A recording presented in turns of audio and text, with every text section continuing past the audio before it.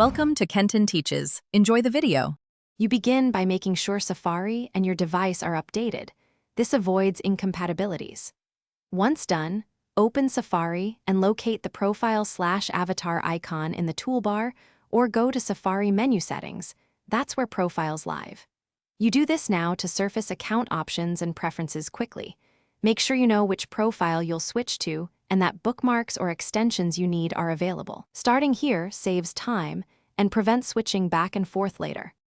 You select the profile from the avatar menu or open Profiles in Settings and pick the target.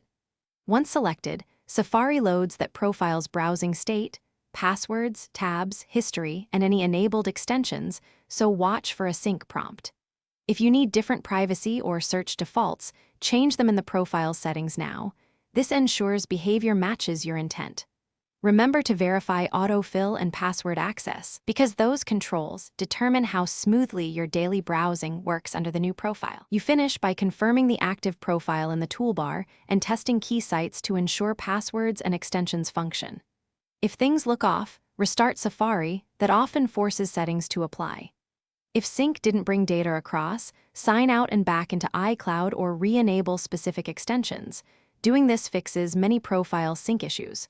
One tip: if data is missing, check iCloud sync status and local backups, because permissions or temporary sync delays are the most common culprits.